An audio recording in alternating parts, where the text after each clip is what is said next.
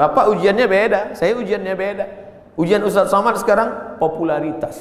Kemana-mana mesti pakai masker. Kalau enggak semua minta foto. Saya kalau naik pesawat pilotnya minta foto, saya nggak terlalu risau. Pramugarinya minta foto juga. Ini yang saya payah, nggak susah sedikit. Pede sekali dia ngomong begitu.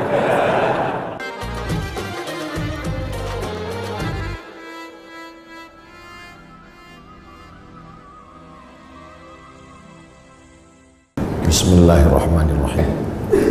Assalamualaikum warahmatullahi wabarakatuh.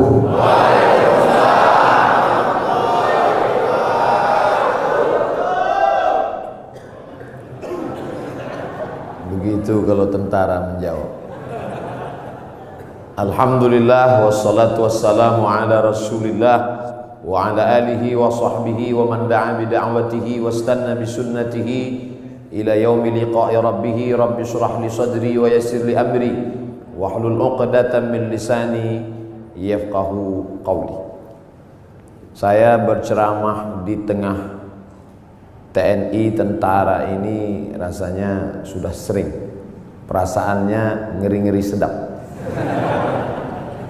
Dulu diundang oleh Komandan Korem Wirabima Riau Pekanbaru, dan biasanya mudah diingat karena mereka buat sesuatu yang khas.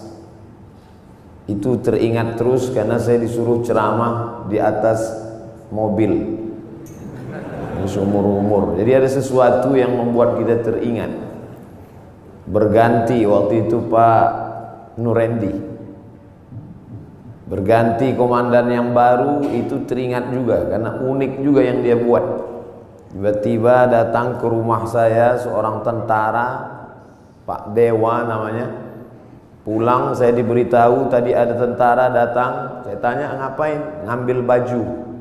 Kenapa baju saya diambil? Ini ada apa-apanya ini? Rupanya beberapa hari setelah itu dia kirim 5 baju supaya Ustadz Somad ceramah bajunya ganti-ganti. Teringat. Kemudian pula di beberapa tempat ceramah hampir dibatalkan, tidak boleh, tapi akhirnya jadi. Setelah saya telusuri, kenapa jadi?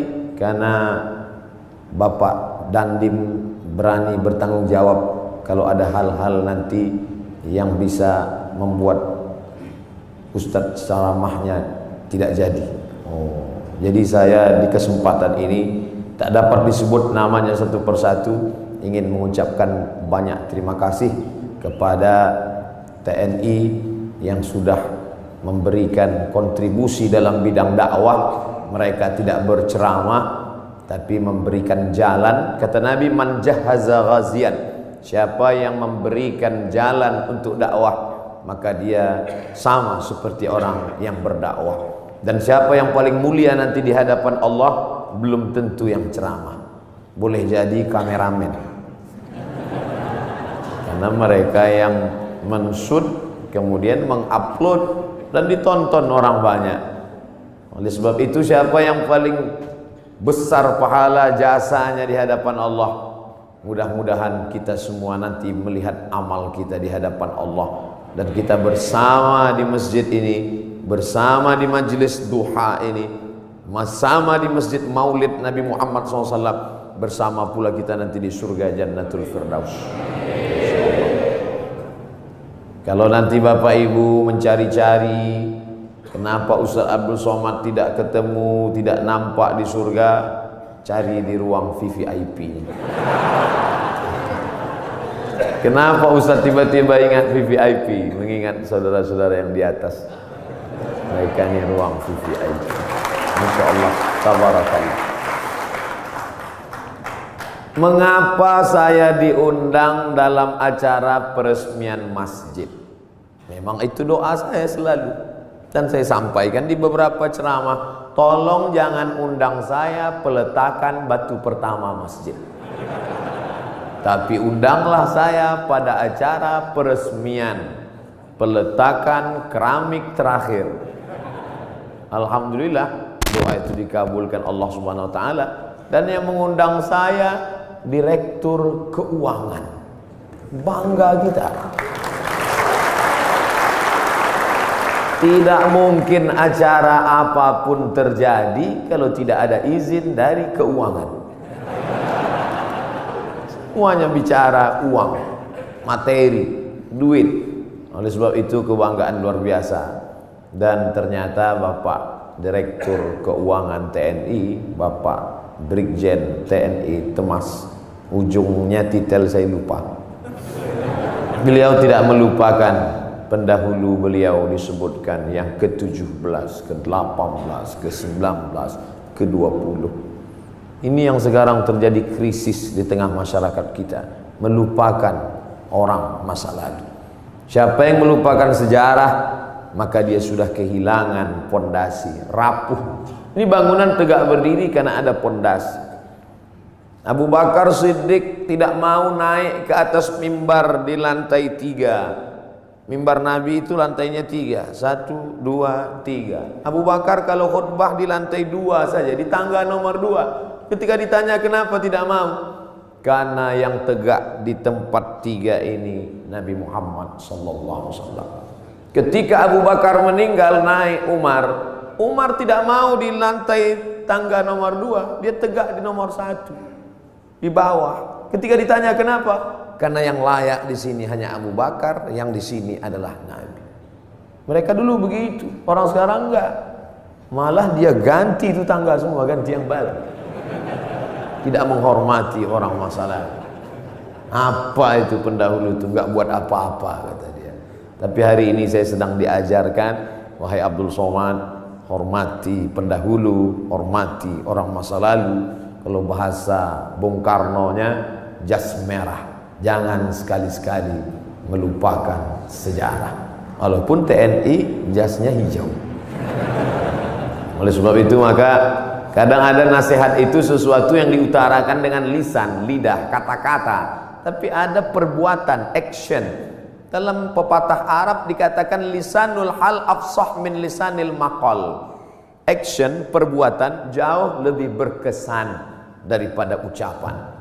Mari bangun masjid, mari kita bangun masjid. Man bana masjidan, siapa yang bangun masjid, banallah mithlahu baitan fil jannah, Allah bangunkan untuknya satu tempat dalam surga. Bolak-balik saya ceramah, tapi andai ada yang bertanya, Ustaz udah bangun masjid?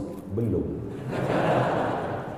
Tapi ada orang yang tidak pernah ngajak orang lain, tidak pernah ceramah, tapi real, nyata hari ini. Yang bisa bangun dengan uangnya, bangun dengan uang. Tidak bisa bangun dengan uangnya, bangun dengan uang orang lain. Tapi dengan kekuasaan yang ada di tangan kita, mumpung tanda tangan masih berlaku, mumpung ada segenggam kekuasaan di ujung jari titipan Allah, pakai menolong agama Allah Subhanahu wa ta'ala. Itu selalu ceramah saya ulang-ulang, dan hari ini saya melihatnya real, nyata. Mudah-mudahan ini menjadi inspirasi bagi seluruh orang-orang yang diberikan Allah amanah jabatan dan kekuasaan. Selama saya memimpin harus ada satu masjid yang baru, harus ada satu masjid renovasi. Kadang saya pergi ke salah satu kantor-kantor tempat ceramah, megah, besar, hebat, acara convention hall. Ketika nanya, Pak mohon izin mau sholat ke masjid, kecil, karpet pun bau kepinding. Tapi di masjid direktur keuangan, masya Allah, megah, mewah, memandang ke atas, rasa-rasa dekat ke langit, doa terkabul. Mampunya indah. Kadang di beberapa masjid saya hilang konsentrasi, kehilangan bahan. Kenapa? Semua ibu-ibu berkipas. Hari ini tak ada Adam, ayam, AC. Masya Allah, lihat. Dia sengaja di pintu AC itu dipasang ada tirai supaya menunjukkan dia hidup. Dipasang hidup. Di beberapa masjid ceramah juga saya banyak AC tapi nggak hidup. Ini hidup. Karpetnya luar biasa. Kemarin saya ceramah di salah satu provinsi, karpet tebal. Tapi sebelum naik ke atas, jamaah bisik DKM, Dewan Kemakmuran Masjid. Ustaz, bagus nggak karpetnya? Bagus, saya bilang. Tolong nanti penggalangan dana, masih hutang Ustaz. Tapi masjid kita tidak. Masya Allah, tabarakallah. Man bana masjidan, siapa yang bangun masjid, banallah mithlahu baitan fil jannah. Orang Islam mesti kaya, karena syarat booking tempat di surga bangun masjid. Jadi yang nggak bangun masjid Pak Ustadz, yang nggak punya jabatan, yang nggak punya harta, ya siap-siaplah di emperan kaki lima. Jangan sedih, karena pintu kebaikan bukan cuma hanya bangun masjid, ada pintu yang lain. Man shalla isnatai asyarata raka'ah, siapa yang sholat 12 rakaat fil yaumi wal lailah, sehari semalam, bunya lahu bihinna baitun fil jannah, dibangunkan juga satu tempat di surga. Artinya apa? Yang bisa bangun masjid dengan materi, uang, kaya, kekuasaan, silakan. Yang nggak bisa, makmurkan masjid dengan sholat sunat 12 rakaat. 2 rakaat sebelum subuh, 2 rakaat setelah zuhur, 4 rakaat sebelum zuhur, 2 rakaat setelah maghrib, 2 rakaat setelah isya. 12 rakaat. 2 rakaat sebelum subuh, 4 rakaat sebelum zuhur, 2 rakaat setelah zuhur, 2 rakaat setelah maghrib, 2 rakaat setelah isya. Salat sunat, simple, booking tempat. Bangun masjid sudah, salat sunatnya juga lancar, mantap. Sudahlah nggak bangun masjid, salat sunat pun enggak. Mau tinggal di mana? Masya Allah, tabarakallah. Ditunjukkan bahwa segenggam kekuasaan bisa dipakai untuk menolong agama Allah subhanahu wa ta'ala. Ustaz Somad, ajarkan kami, ceritakan kami tentang Nabi Muhammad supaya kami merasakan bagaimana dekatnya dengan Nabi. Bapak-bapak TNI, tidak perlu saya ceritakan bagaimana kehidupan Nabi, karena yang paling bisa merasakan rasanya, gimana kira-kira perasaan Nabi saat itu adalah bapak-bapak tentara. Kenapa begitu? Karena Nabi itu kehidupannya sebagai panglima perang, panglima tentara. Nabi jadi Nabi mendapat wahyu umur 40. Berdakwah di kota Makkah 13 tahun. 40 tambah 13, 53. Memimpin perang terbesar bernama Perang Uhud di tahun kedua. 40 tambah 13, 53. Tambah 2, 55. Nabi di usia 55 tahun, perang Badar, naik kuda dari Madinah ke Badar, lokasi perang 150 km naik kuda. Tolong cari ustadz umat Nabi Muhammad yang umur 55 tahun naik kuda 150 km. Yang bisa melakukan itu hanya tentara, yang bisa merasakan sport, yang bisa merasakan naik kuda. 1 jam naik kuda sama dengan 1000 kali push up. Jadi kalau 150 km ditempuh Nabi usia 55, berarti 3000 kali push up. Siapa yang bisa melakukan itu? Saya nggak bisa. Saya ceramahnya aja mungkin bisa ikut Nabi, khutbahnya mungkin, tapi untuk melakukan seperti yang dilakukan Nabi Muhammad SAW, orang yang amat sangat sehat. Nabi umur 55 tahun memimpin perang 150 km, naik kuda 3000 kali push up menurut ilmu kesehatan. Hari ini apa yang dilakukan umat Muhammad umur 55 tahun? Membawa map ngurus pensiun. Jadi yang paling bisa merasakan itu adalah rasa sehatnya, rasa fit fisiknya, rasa kekuatannya. Iyalah, dia kan Nabi, kami kan manusia biasa. Ayatnya sudah dibacakan tadi. Wa ma Muhammadun illa rasul. Muhammad bukan Tuhan, Muhammad bukan malaikat, dia hanya seorang rasul. Qad halat min qablihi rusul. Rasul-rasul sebelum dia meninggal. Adam, Idris, Nuh, Hud, Salih, Ilyasa, Zakaria, Musa, Ibrahim meninggal dunia. Satu diangkat, Isa alaihissalam akan diturunkan di akhir zaman untuk menegakkan agama Allah Subhanahu wa taala. Tapi yang jelas bahwa sebagian nabi itu meninggal, mati, dicabut Allah nyawanya. Dia manusia biasa. Allah tidak kirim malaikat. Seandainya Allah kirim malaikat ke atas dunia ini, orang akan berkata, yalah dia bisa buat gitu, dia kan malaikat. Tapi kita semua bisa berkata, dia manusia, saya manusia. Dia sehat, saya sehat. Mohon maaf Ustaz Somad, tadi saya terlambat menyambut selamat datang karena olahraga dulu. Begitu kata Bapak Direktur tadi. Dan di sini ada olahraga memanah, ada pula olahraga berkuda. Memanah, berkuda, persis seperti yang dipesankan.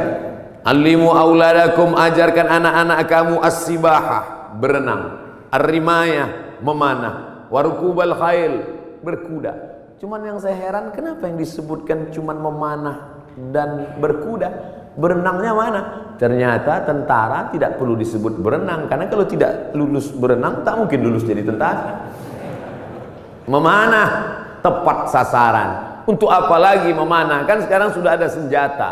Bagaimana nanti seandainya ada suatu zaman lalu lewat meteor besar di atas muka bumi, lalu semua besi-besi tertarik, habis dia sedot seperti besi berani yang lewat di atas bumi, maka semua besi tertarik.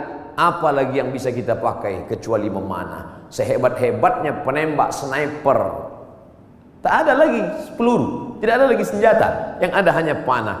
Maka memanah hari ini adalah senjata masa depan.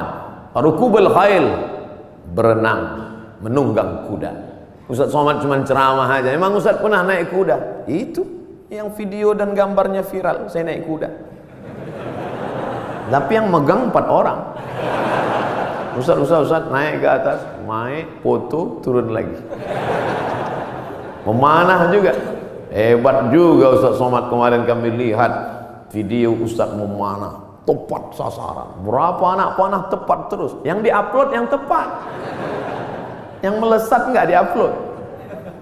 Membangkitkan motivasi anak-anak muda kita, pemuda-pemuda kita yang masa darah bergejolak, hawa nafsu luar biasa. Kemana disalurkan ini? Kepada 3, berenang, memanah. Ustaz, kalau kami banyak berenang ini, apakah hawa nafsu kami ini akan turun? Saya bilang, kalau kamu berenang sampai ke tengah sungai, ke tengah laut, bukan cuma nafsunya hilang, kamu hilang sekalian. Artinya apa? Islam tidak membunuh hawa nafsu, tapi hawa nafsu disalurkan dalam bentuk olahraga. Jadi jangan bayangkan Nabi Muhammad itu hanya duduk berzikir, baca Quran, lalu ketika datang orang cerita mati. Bukan begitu Nabi itu. Nabi itu panglima perang, strateginya luar biasa. Saat perang Badar, Nabi pagi-pagi sudah datang ke lokasi perang. Akhirnya lokasi perang dikuasai Nabi dan musuh ketinggalan. Kenapa Nabi awal? Nabi awal datang menyusun pasukannya di tempat matahari terbit. Karena Nabi pasti duluan, karena sebelum azan subuh dia sudah tahajud. Badannya sehat, habis tahajud witir, habis itu sholat subuh, langsung dia susun barisan. Datang pasukan musuh, sudah kehabisan tempat, sudah di booking duluan. Nabi susun barisan di matahari terbit. 1-0 sudah kena. Kenapa? Karena kalau disusun pasukan di matahari terbit, maka mata musuh silau. Mata yang silau tidak nampak di mana anak panah, di mana tombak, di mana pedang. 1 sudah kalah. Lalu kemudian dari mana Nabi tahu jumlah pasukan? Tempat mereka berkemah, datang seorang sahabat. Ya Rasulullah, ya, apakah ada wahyu turun di mana kita berkemah malam ini? Tidak ada wahyu. Datang sahabat kasih pendapat. Saya ada pendapat ya Rasulullah. Apa pendapatmu?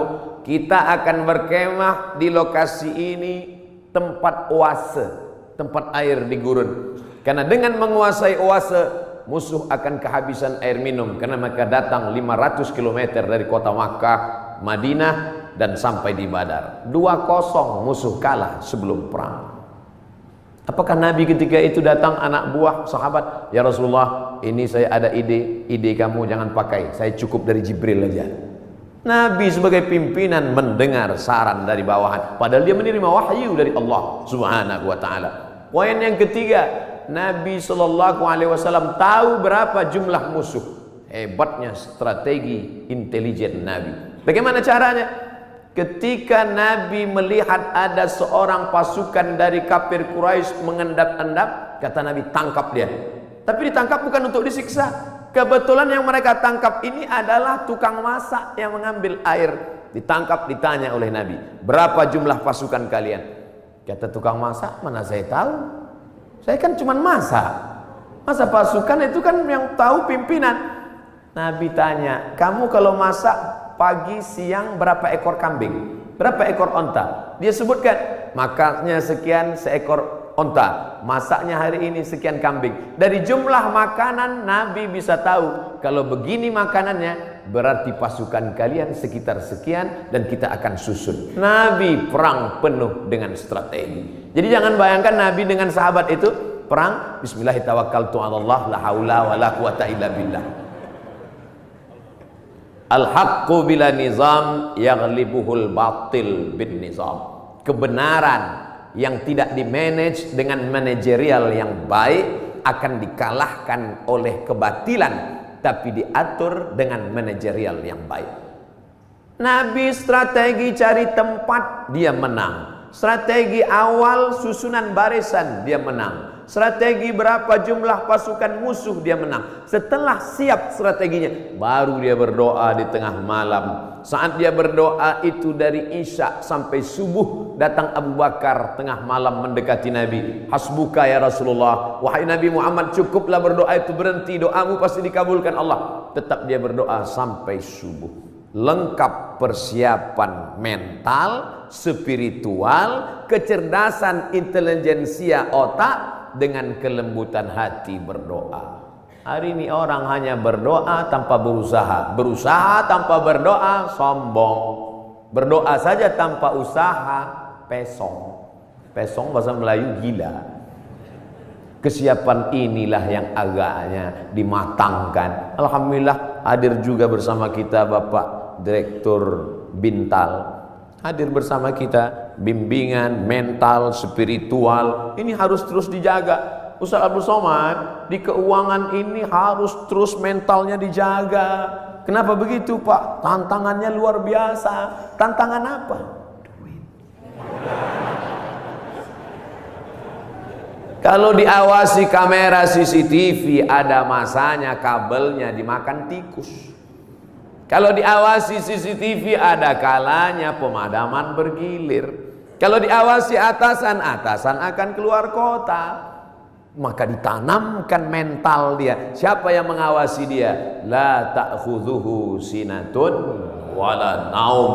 Dia yang tidak mengantuk, dia yang tidak tidur. Itu yang mengawasinya. Kemarin saya ceramah di Medan.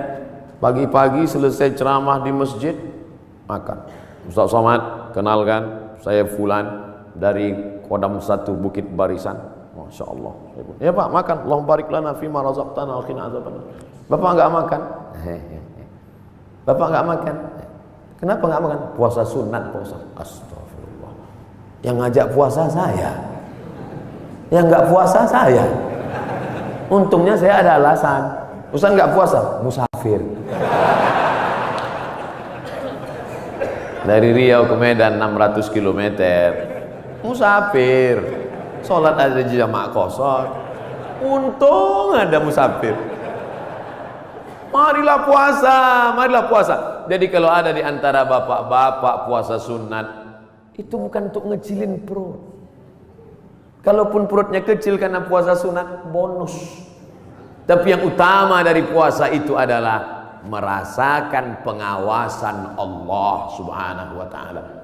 Mungkin di direktorat yang lain puasanya dikit, tapi untuk di keuangan ini mesti banyak puasanya. Kenapa? Karena pengawasan Allah harus ditanamkan. Masuk ke dalam WC, toilet, kamar mandi, kunci pintu kanan kiri atas bawah, nggak ada yang melihat. Andai diambil air seteguk diminum, nggak akan ada yang tahu. Jangankan seteguk, kepala kita masukkan ke dalam. Sebelum keluar dari kamar mandi, keringkan bibir, miringkan kepala. Buat agak-agak lemas. Siapa yang tahu? Panas hari ini ya? Iya panas. Tapi Allah kalau mau buka kan, tahu kenyang. Yauma tublas sarair. sampai masanya dibukakan Allah segala rahasia. Apa pelajaran di balik puasa sunat itu? Kalau bukan menanamkan kehadiran Allah, keberadaan Allah, pengawasan malaikat. Untuk apa pengajian-pengajian itu? Kalau dengan pengajian datang rasa takut pada Allah, kalau dengan pengajian makin ngeri menghadapi mati, kalau dengan pengajian takut makan haram, lanjutkan pengajian. Tapi kalau dengan ngaji cuman hafal dalil, mendebat orang, nyalahkan orang, ganti pengajian yang baru. Ganti dengan pengajian yang membangkitkan semangat rasa takut kepada Allah. Angkat takbiratul ihram, pandang hanya tempat sujud saja. Allahu Akbar. Namanya takbiratul ihram. Ihram diambil dari kata haram, yang sebelumnya halal menjadi haram. Kepala-kepala kita, yang gatal kepala kita, yang menggaruknya kita. Tapi ketika kita garuk lebih dari 3 kali, haram, batal. Pada saat itu orang hanya melihat tempat sujud. Siapapun dia, di saat itu salat kita sedang disadarkan bahwa kita sedang berada di depan Dia pencipta langit dan bumi. Kita serahkan semuanya kepada Dia. Inna salati wa nusuki wa mahyaya wa mamati lillah. Salat bukan gerakan. Salat bukan hanya ritual. Salat bukan bim salah bim abrakadabra, bacaan yang dihafal sampai kita pun tak ingat tahap yang kita baca. Satu hembusan nafas tuntas, iftitah, Fatihah, ayat. Bahkan sekarang kalau ada orang sholatnya lama malah dia aja, itu Syanu kok lama ya? Maklum mu'alaf baru masuk Islam. Ente kok cepat? Udah lama, udah hafal Pak Ustaz. Padahal sholat adalah perenungan. Selain dari Allah kecil, Allahu Akbar. Jabatan ini kecil, tak ada apa-apanya. Kekuasaan ini kecil, tak ada apa-apanya. Yang besar hanya Engkau ya Allah. Kalau sudah mampu mengecilkan yang lain, membesarkan yang Allah, maka kalau dia hilang tidak akan terasa, karena semuanya kecil.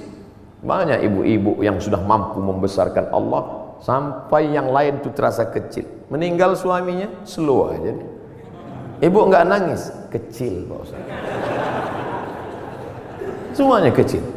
Ini hanya amanah Pak Ustaz, ini hanya titipan Pak Ustaz. Kebetulan tercetus keluar dari mulut, amanah. Masjid ini bernama Masjid Amanah. Lawan dari amanah, khianah. Amanah, khianah. Orang yang memegang amanah, al-amin. Orang yang mengkhianati amanah, al-khain. Ini namanya luar biasa, berat ini. Keluar dari amanah, khianah. Tidak bisa dibagi dua. Saya Pak Ustadz, kaki kanan saya memang amanah, tapi khianah sekali-sekali. Oh, nggak bisa. Sifat orang munafik 3. Idza haddatsa kadzaba, kalau bicara dusta. Wa idza wa'ada akhlafa, kalau berjanji ingkar. Wa idza tumina, kalau dikasih amanah khana, berkhianat. Itu mengapa masjid ini diberi nama amanah. Maka sehari berapa kali masuk kemari? Subuh mungkin tidak. Subuh mungkin di Masjid Al-Ikhlas dekat rumah, mungkin di Masjid At-Taqwa dekat rumah. Tapi zuhur, asar. Tapi jangan gara-gara saya ucapkan ini lalu nanti takut sholat di sini. Kamu sholat di mana tadi? Masjid di luar aja lah. Kenapa nggak di amanah? Ngeri di situ. Kata Ustaz Somad. Masya Allah. Hati terus dikonekkan, jiwa terus didekatkan. Kalau sampai jauh dia akan kering. Bahwa kita semuanya lahir membawa iman ya. Iman ini sudah kita bawa sebelum masuk ke rahim ibu kita. Inna ahadakum yujma'u khalquhu fi batni ummihi 40 yawman nutfah. Kamu diciptakan dalam perut ibumu 40 hari dalam bentuk sperma. Summa yakunu 'alaqatan, berubah 40 hari dalam bentuk darah. Summa yakunu mudghatan, berubah 40 hari dalam bentuk daging. 40 hari air, 40 hari darah, 40 hari daging, 120 hari datang malaikat membawa roh yang sudah ready. Belum ada kulit, belum ada kuku, belum ada bulu, belum ada darah, belum ada daging, belum dibawa malaikat. Kita sudah bersama berkumpul di alam roh, dan Allah bertanya ketika itu, alastu bi rabbikum, bukankah aku Tuhan kamu? Kita semua menjawab, bala syahidna, engkau Tuhan kami. Cuman ketika sampai ke dunia dia lupa. Karena lupa itulah maka dia disebut manusia. Karena manusia diambil dari kata nasya, lupa. Apa yang disampaikan Ustaz Somad tadi? Aku lupa. Kenapa kau lupa? Karena manusia. Kalau ingat terus namanya bukan manusia. Apa namanya? Panasonic. Ini yang merekam ini nggak akan lupa, ingat terus. Jangankan bapak ibu yang dengar ceramah, saya yang ceramah aja lupa apa yang saya sampaikan. Tapi saya diingatkan. Yang mengingatkan saya siapa? Jamaah. Ustaz kan ngomong gini dulu. Masa iya saya ngomong gitu? Ini MP3-nya, ini MP4-nya. Kamu dapat dari mana? Saya download Pak Ustaz. Di mana kamu download? Itu channel Ustaz Abdul Somad Official. Subscribe, like, and share. Jadi Masya Allah, internet ini luar biasa. Tadi bicara dengan Bapak Direktur Bintal, luar biasa merusak kepala anak-anak kita. Hancur kepala ini. Ustaz Abdul Somad, perhatikan ini gambar otak yang habis ditabrak truk, pecah, berderai. Yang ngundang saya ini psikolog, ibu-ibu. Ustaz, sebelum Ustaz ceramah coba lihat gambar ini, hancur berderai kepalanya. Yang ini Pak Ustaz, kepalanya utuh, sehat, tapi isinya hancur sama seperti ini. Kok bisa begitu? Karena website, karena internet. Tapi saya tidak bisa salahkan juga semua internet, karena orang kenal saya dari internet. Mencaci maki saya juga di internet. Oleh sebab itu maka pisau internet bermata dua, satu ke atas, satu ke bawah. Dipotongkan ke ayam, bagus. Dipotongkan ke bebek, oke. Dipotongkan ke sapi, bisa jadi hewan kurban. Tapi kalau ke atas memotong leher dan urat nadi, dia bisa mati. Siapa yang bisa mengontrol sekarang? Kalau bukan iman dan takwa kepada Allah Subhanahu wa ta'ala.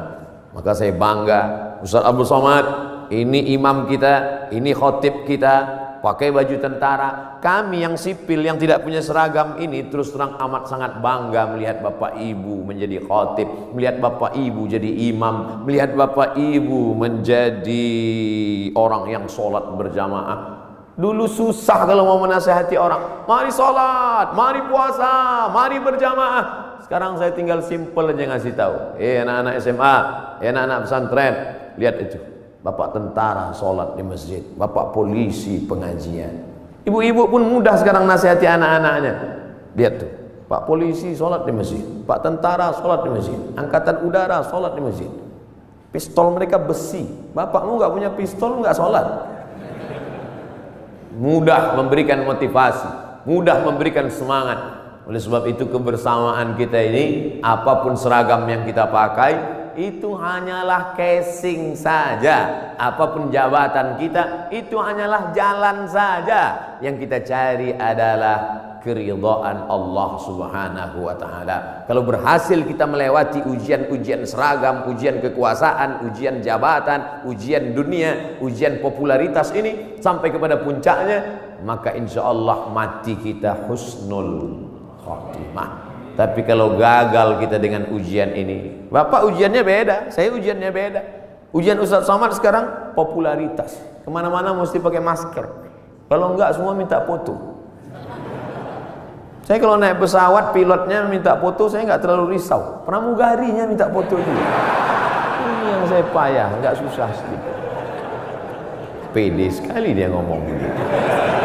Bapak Ibu yang dimuliakan Allah Subhanahu wa ta'ala, tapi saya yakin dan percaya dengan istiqomah melaksanakan ibadah ini, dengan senantiasa menempelkan kening ini ke lantai, kita sadar bahwa kita dari tanah dan akan kembali kepada tanah.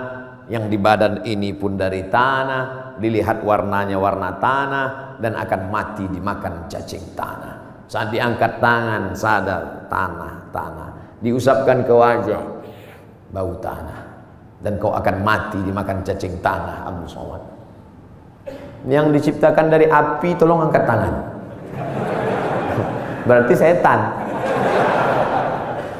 Dia sendiri ngaku, khalaqtani min nar, aku dari api, wa khalaqtahu min tin, dia dari tanah, ana khairum minhu, I'm better than him. Saya lebih mulia dari dia, saya lebih tinggi, saya lebih hebat, saya lebih agung. Kalau ada nanti orang berkata begitu, bisikkan saja, kau saudara setan. Oh, jangan ngomong gitu Pak Ustadz, terlalu kasar. Lembutkan sedikit. Saudara setan. Dengan sholat kita sedang disadarkan siapapun kita tempelkan 7 anggota badan kita ke lantai, dari atas sampai ke bawah. Ujung kaki 2, ujung tangan 2, ujung lutut 2, satu kening menempel ke lantai. Mentang-mentang orang hebat, kekuasaan tinggi, tak mau menempelkan ke lantai. Allahu Akbar, tempel ke tiang. Enggak sah sholat, kecuali sakit, duduk di kursi. Kalau makhluk di bumi tidak lagi mau mendengar kata-katamu, siapapun tak lagi memperdulikanmu, berbisiklah ke tanah, makhluk-makhluk langit akan mengaminkan doa-doa.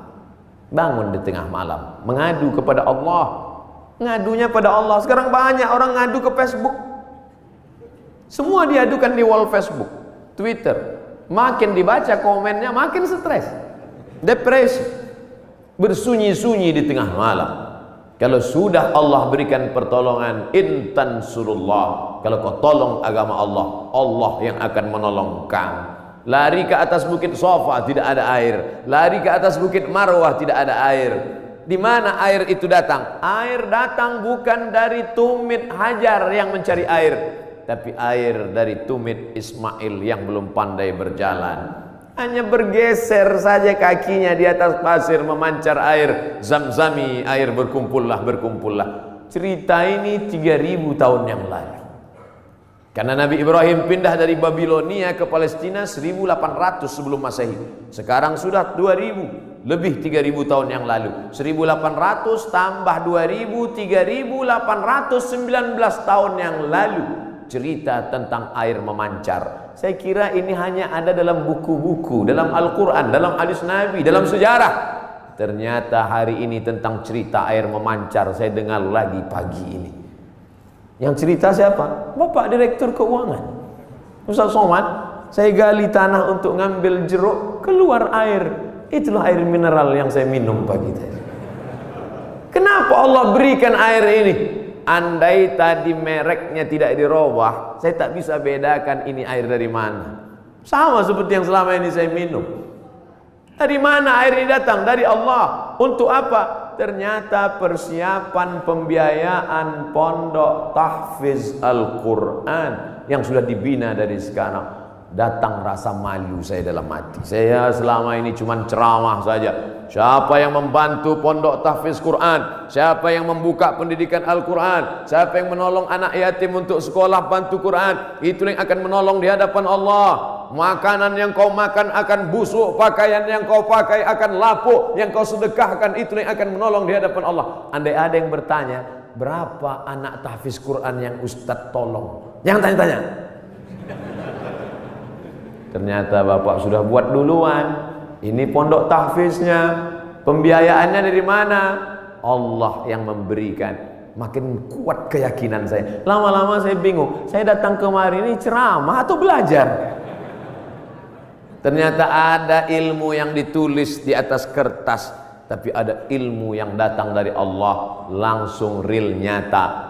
Intan surullah, kalau kau tolong agama Allah, yansurkum, Allah akan menolong kamu. Ayat itu dari kecil saya sudah hafal. Ayat itu saya pelajari di Al-Azhar Mesir. Tapi kalau ditanya mana buktinya nyata, itu Allah menolong Nabi Muhammad. Apa kata? Itu kan Nabi. Mana real yang nyata sekarang? Hari ini saya mendengarkan ceritanya, kisahnya. Hari ini saya nampak real dengan nyata. Kalau kau tolong anak yatim, kau tolong pondok tahfiz Quran, kau tolong orang menghafal Quran, Allah akan menolong engkau. Sumber air mineral yang lulus lembaga badan pengawasan obat dan makanan menyatakan air ini layak. Siapa yang memberikan? Innama amruhu idza arada syai'an ayaqula lahu kun fayakun. Ternyata tolonglah agama Allah ini. Jangan pernah takut dan jangan pernah cemas.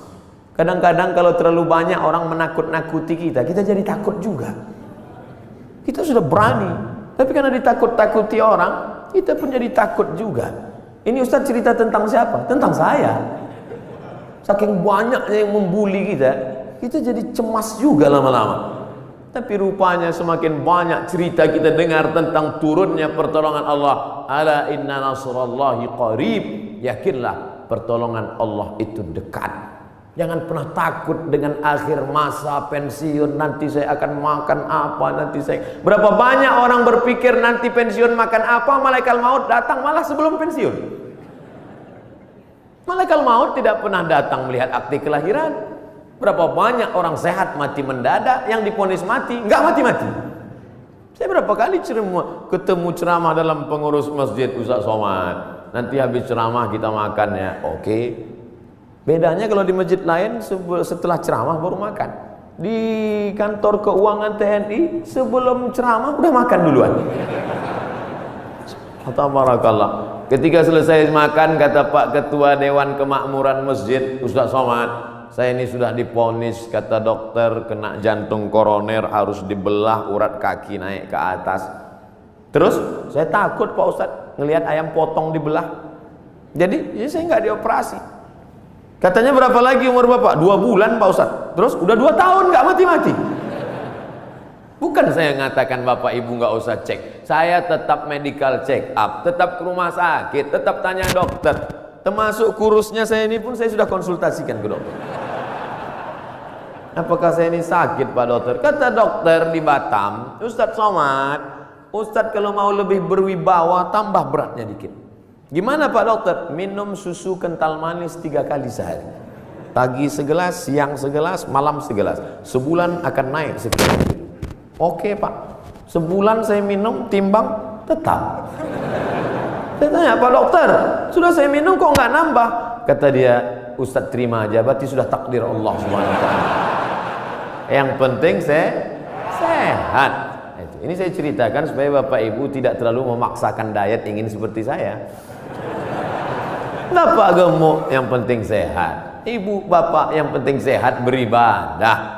Apapun judulnya, hidup ini adalah ibadah. Karena tujuan Allah menciptakan kita, wa ma khalaqtul jinna wal insa illa liya'budun, ibadah. Cuman kekeliruan kita memahami ibadah terlalu sempit.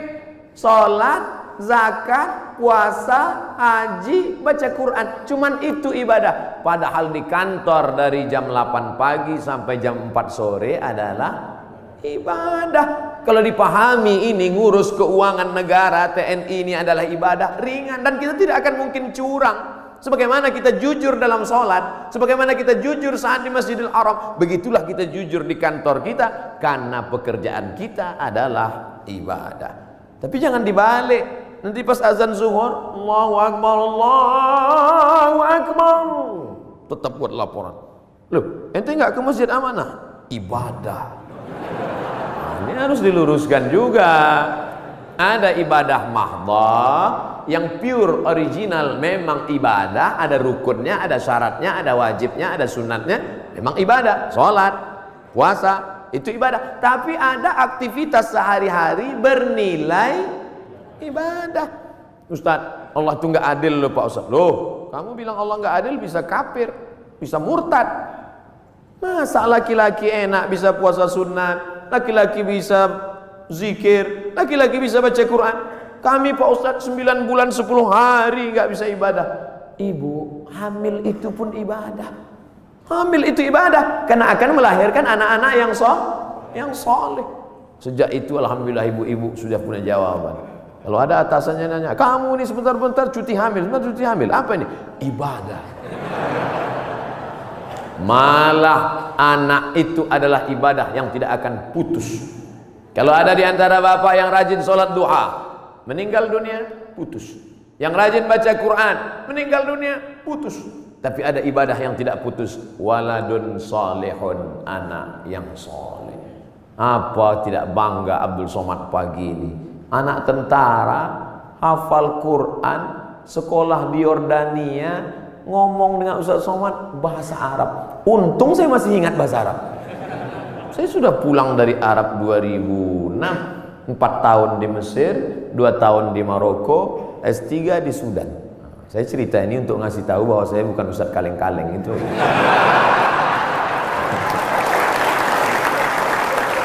Kadang kalau ada orang cerita itu kita terlalu fokus pada kata-katanya. Sebetulnya di balik cerita itu yang penting, bukan kata-katanya itu. Perhatikan baik-baik. Saudara yang dimuliakan Allah SWT. Tapi kadang perempuan yang diingatnya bukan substansi maknanya, tapi katanya itu yang dia ingat. Makanya banyak perempuan terbuai oleh kata laki-laki, karena banyak laki-laki yang pandai menjual kata. Tapi kita harus pilih kata yang tepat, karena perempuan selalu mengingat kata yang tepat. Makanya Nabi tidak pernah panggil nama Aisyah. Nabi tak pernah panggil hei Aisyah, tidak. Tapi dia gunakan kata yang lembut. Ya Humaira, wahai engkau yang kulitnya putih kemerahan. Karena perempuan akan mengingat kata pujian itu. Ya Humaira, tentara yang tegas, tapi ketika bertemu dengan ibu-ibu Persid, Kartika, Chandra, Kirana, maka kalimat dia tidak kalimat perang. Tidak mungkin dia pakai siap, katanya. Tidak. Tapi dia pakai kata-kata yang lembut. Nabi Muhammad panglima perang, Nabi Muhammad tentara, tapi kepada perempuan apa kata dia kepada Aisyah? Ya Humaira, wahai engkau yang kulitnya putih kemerahan. Ustaz Somad, ya boleh saya panggil istri saya Humaira? Boleh, tapi dia nggak putih, nggak apa-apa. Menyenangkan hatinya, apa salah? Ya Humaira, jangan terlalu jujur. Ini pulang ke rumah manggil ya Hajar Aswad. Ternyata di balik seragam yang tegas itu, di balik tubuh yang berotot itu, ada kata-kata yang lembut, yang memukau, yang luar biasa. Karena di balik laki-laki yang sukses ada perempuan yang luar biasa, dan mereka hadir bersama kita pada hari ini. Mudah-mudahan kebersamaan di dunia ini menjadi kebersamaan peran perempuan. Man ala salasa banatin, yang membesarkan 3 orang anak perempuan fa'addabahunna. Kenapa Ustaz udah 2 kali ngelihat jam? Tentara ini disiplin. Makanya saya udah dikasih tahu, Ustaz akan sampai jam sekian, sarapannya sampai jam sekian, foto-foto sampai menit sekian, peresmian jam sekian, ceramah jam sekian. Dan saya memang dari dulu disiplin. Di mana-mana ceramah 60 menit sesuai yang tertulis di botol 600 ml. Nggak pernah lebih, nggak pernah kurang. Tadi saya mulai jam 8.15, akan berakhir jam 9.15. Tapi ternyata ceramah di depan Bapak Ibu hari ini, waktu terasa begitu cepat berlalu. Sudah jam 9:05, 10 menit lagi berakhir. Padahal rasanya saya baru 5 menit aja di atas. Kata jamaah, Ustadz aja yang merasa cepat, aku udah lama kali udah. Bapak-bapak yang bagian ceramah, yang bagian kultum, yang bagian kata sambutan, itu pasti punya selalu ada rasa di hatinya. Kadang ada tempat itu kita ceramah terasa lama sekali. Kadang-kadang dilihat jam itu seperti tak bergerak. Tapi ada pula saatnya kita ngomong lancar, cair. Itu saya pribadi, itu tergantung jamaah yang mendengar. Kalau hati dia terbuka, itu kita lancar. Tapi kalau hati dia tertutup, apalagi mata dia tertutup, itu susah gitu. Terpaksa. Saya terus terang Bapak Ibu, ceramah ini dari pulang Maroko 2008, sekarang 2019, 11 tahun sudah. Masuk kantor, keluar kantor, kantor dinas, kantor badan, kantor polisi, kantor tentara. Dari mulai Polres, Polsek, Polda, jumpa Pak Kapolri, jumpa dari mulai Dandim, Danrem, sampai jumpa semua. Macam-macam udah saya rasakan. Ada kadang atasan itu duduk saya, dinaikkannya kakinya pas ke wajah saya. Ingat saya yang berkesan itu, ingat saya. Sampai mati saya nggak mau datang lagi. Ustadz dendam nggak? Ingat aja. Nah, pernah juga saya pas ceramah, saya sedang ceramah, mereka cekikikan di belakang, kiki. Lalu saya tutup aja, demikianlah tahu saya ini, saya pun pulang. Mereka nanya sampai ke parkir, kenapa Ustadz, ada apa? Saya bilang, la tu'alliqil jawahir fi a'naqil khanazir. Jangan gantungkan permata di leher babi. Karena babi tidak bisa membedakan mana pasir, mana permata, mana rambut, mana ijuk, mana rumput, mana ilalang, mana padi. Dia tak bisa bedakan. Tapi hari ini di depan bapak-bapak yang berseragam, jenderal-jenderal, bintang 1, luar biasa. Itu aja yang saya tahu bintang, yang lain saya tak tahu. Saya merasa dihormati, dimuliakan, ceramah saya didengar. Pernah juga saya ceramah di salah satu kantor. Waduh, ramai, hebat. Begitu selesai ceramah, semuanya merebut absen. Rupanya di absen atas. Ketakutan. Tapi hari ini saya merasakan ada ketulusan. Mudah-mudahan amal kita ini karena Allah Subhanahu. Dari bunyi aminnya bisa saya tangkap, memang betul. Jadi bahwa masjid ini sudah diresmikan, sudah dibuka, sudah dilaksanakan sholat berjamaah, nikmat terbesar. Selesaikah? Belum. Ada yang paling penting, istiqomah. Tapi ketika saya ceramah tentang istiqomah, marilah kita istiqomah. Selesai ceramah, datang panitia. Ustaz terlalu banyak nyebut istiqomah. Istiqomah sudah punya suami, Pak Ustaz. Istiqomah yang kita maksudkan adalah angin datang, ombak memecah, angin puting beliung, tapi kita tetap melaksanakan sholat berjamaah. Karena ini yang bisa menolong kita. Yang lain tak bisa menolong saat malaikat maut mencabut nyawa. Yang bisa meringankan itu hanyalah la ilaha illallah Muhammadur Rasulullah. Yang belum membuat apa yang sudah dibuat, ini menjadi inspirasi. Mesti ada dalam hati berniat, kalau aku punya jabatan itu nanti, kalau aku punya harta itu nanti, kalau aku punya tanda tangan itu nanti, aku akan buat seperti ini. Jangan diucapkan, takut tergigit lidah, camkan dalam hati. Kalau nanti aku bisa begini, aku akan sekolahkan anak yatim. Aku terinspirasi dengan ceramah Ustadz tadi, ternyata Allah tolong rezeki berlimpah kalau sekolahkan anak yatim. Pulang dari sini jam 4, jam 5 nanti sore, mampir ke panti asuhan, tanya, saya belum bisa buat panti di rumah, tolong ke sini. Berapa anak yatim di sini Bapak panti, saya mau ngasih beras kemari. Untuk semuanya Pak? Enggak, 3 kilo aja. Kebetulan kita baru mampunya segitu, jangan paksakan lebih dari kemampuan. La yukallifullahu nafsan illa wus'ah. Beramal ini kalau mau ditunggu nantilah sholat sunat, setelah ini agak ringan, tidak akan pernah. Bersedekah pun begitu. Saya nantilah sedekah Pak Ustadz setelah kepribadian saya mapan, punya rumah pribadi, mobil pribadi, kebun pribadi. Nantilah Pak Ustadz setelah anak kuliah, ternyata biaya kuliah makin tinggi. Nantilah setelah anak kerja, ternyata setelah kerja persiapan untuk nikah. Nantilah setelah anak punya anak, ternyata cucunya lebih banyak lagi biaya. Sampai mati kita tidak pernah beramal. Mumpung masih sehat, sempat-sempatkan. Mumpung masih ada, sempat-sempatkan. Mungkin yang kecil itulah nanti akan menolong kita di hadapan Allah Subhanahu wa ta'ala. Abdul Somad diminta bercerita tentang Nabi Muhammad dalam waktu 60 menit.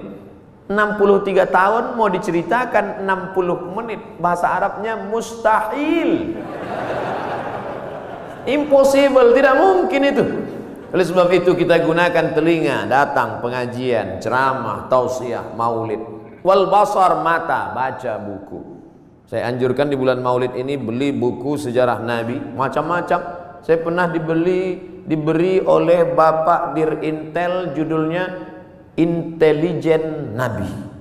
Bagus. Jadi yang dibaca itu khusus aspek intelijen Nabi. Saya pernah juga diberi buku, tapi untuk buku umum yang bahasanya simple, sederhana, judulnya Ar-Rahiq Al-Makhtum. Tidak diterjemahkan ke bahasa Indonesia judulnya. Memang itu judulnya, Ar-Rahiq Al-Makhtum, tapi isinya bahasa Indonesia. Ditulis oleh seorang pemenang Nobel Sejarah Islam Internasional dari India, namanya Syekh Safiur Rahman Al-Mubarak Furi. Dulu bukunya saya beli 44.000, soft copy, soft cover. Kalau harganya naik bukan tanggung jawab saya. Beli. Nanti kita mati, anak kita buka lemari, menangis dia melihat buku, ternyata papa meninggalkan buku tentang Nabi. Pertama dia nangis karena ada warisan tentang Nabi. Yang kedua dia nangis bukunya masih di sampul plastik. Tapi nggak apa-apa. Tanamkan cinta Nabi pada anak-anak kita, supaya sebesar apapun jasa kita, anak kita lebih hormat Nabi daripada kita. Kenalkan anak kita dengan Nabi. Tadi sebelum kemari saya ketemu dengan sahabat-sahabat dari artis. Kalian tidak bisa ceramah, buat film animasi, buat film cerita tentang Nabi. Nusa dan Rara, cerita tentang Nabi untuk anak-anak kita. Kan nggak mungkin anak-anak itu saya ceramah Nabi. Kumpulkan anak 5 tahun, saya ceramah Assalamualaikum. Rasulullah, nggak peduli mereka, sesuai dengan bahasa mereka masing-masing. Ibu-ibu dengan video pendek share di grup-grup WhatsApp, anak-anak dengan video-video animasinya, bapak-bapak dengan ceramah khutbah Jumatnya. Tapi yang paling penting adalah perbuatan kita, tindak tanduk kita mencerminkan Muhammad sallallahu alaihi wasallam. Biasanya Ustaz Somad kalau ceramah itu pakai poin 1, 2, 3. Di sini tidak, karena saya berhadapan dengan jamaah yang smart. Ustadznya Somad. Jamaah sudah bisa menyimpulkan sendiri. Apalah kesimpulan ceramah Ustaz Somad tadi? Kesimpulannya adalah hidup adalah ibadah. Maka setiap detak jantung, hembusan nafas, langkah kaki, ayunan tangan, bisikan telinga, kedipan mata, semuanya mesti bernilai ibadah. Kalau bergerak, geraknya adalah zikir. Kalau diam, diamnya adalah fikir. Berzikir dapat pahala, berpikir pun dapat pahala. Makanya kalau ada teman di sebelah dari tadi diam aja, berarti dia sedang berfikir. Sampai meleleh Pak Ustaz. Waktu-waktu kosong diisi dengan Allahumma sholli ala sayyidina Muhammad wa ala ali sayyidina Muhammad. Allahumma sholli ala sayyidina Muhammad wa ala ali Muhammad. Allahumma sholli ala sayyidina Muhammad wa ala Muhammad. Ketika terjadi tsunami, dicarilah makam-makam yang tertimbun. Ada satu makam belum dikebumikan, jasad. Di balik-balik kayu batu ditemukan jasad seorang tentara, masih berbaju seragam. Sudah seminggu jasadnya tidak busuk, utuh. Semua orang heran. Dia bukan ustaz, bukan penghafal Quran, manusia biasa. Apa yang membuat jasadnya tidak busuk, harum semerbak? True story, kisah nyata. Dicari teman-temannya, apa yang membuat? Dia tidak pernah mau membicarakan aib orang lain. Setiap ada orang-orang cerita aib, dia pergi atau diam dan selalu berzikir. Allah jaga jasadnya dari cacing tanah, Allah jaga jasadnya dari bakteri sehingga tidak tercium bau aroma bangkai, karena dia selalu menjaga aib orang lain. Amal kecil, simple, sederhana yang disangka tidak apa-apa, tapi ternyata besar di hadapan Allah Subhanahu wa ta'ala. Sebelum kita berdoa, saya minta request satu doa. Dimanapun Bapak Ibu berada, doakan Abdul Somad supaya mati husnul khatimah. Jangan sekarang, kita masih ada jadwal banyak lagi. Tapi mati tidak bisa di request. Jangan pernah takut pada mati. Yang perlu kita khawatirkan apa bekal kita bawa menghadap mati, menghadap Allah Subhanahu wa ta'ala. Di akhir majlis, majlis yang dihadiri malaikat, majlis yang dibanggakan Allah, majlis yang diaminkan oleh orang-orang soleh, mari kita berdoa. Mohon ampun banyak silap dan salah. Astaghfirullahalazim, astaghfirullahalazim, astaghfirullahalazim alladzi la ilaha illa huwal hayyul qayyum wa atubu ilaih. Ala hadhihi niyyah, untuk niat yang baik ini. Al-Fatihah. A'udzubillahi